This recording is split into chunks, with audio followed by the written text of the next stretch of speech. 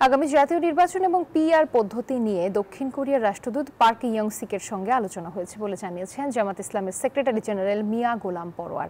সকালে রাজধানীর মগবাজারে জামায়াতের কেন্দ্রীয় কার্যালয়ে দলটির আমির ডাক্তার শফিকুর রহমানের সঙ্গে দক্ষিণ কোরিয়ার রাষ্ট্রদূত পার্ক ইয়ং-সিকের সঙ্গে সৌজন্য সাক্ষাৎ শেষে এ তথ্য জানান তিনি। বলেন, রাষ্ট্রদূত পার্ক ইয়ং-সিক তৈরি পোশাক শিল্পে বাংলাদেশের বিশাল সম্ভাবনার কথা তুলে ধরেন এবং দক্ষিণ কোরিয়ার বিনিয়োগকারীদের আগ্রহের বিষয়টি উল্লেখ করেন। আলোচনায় বাংলাদেশে ট্যারিফ কিভাবে আরো সহনীয় করা যায় সে বিষয়েও আলোচনা হয়। আমাদের তরফ থেকে বলা হয়েছে, উনিও প্রশ্ন করেছিলেন নির্বাচনের দিনক্ষণ সম্পর্কে। নানান রকম খবর তো পত্রপত্রিকায় প্রকাশিত হচ্ছে, ফেব্রুয়ারির দিকে নির্বাচন হতে পারে। আমাদের আমির জামাত বলেছেন এই ধরনের প্রস্তাব রমজানের আগে নির্বাচনের এই প্রস্তাব আমাদের পক্ষে থেকেই আগে ছিল। তো সেসব বিষয়গুলো খুব খোলামেলা আলোচনা হয়েছে। বান্ডেল থাকলে প্রতি সেনমানিতে টাকা বাঁচবে।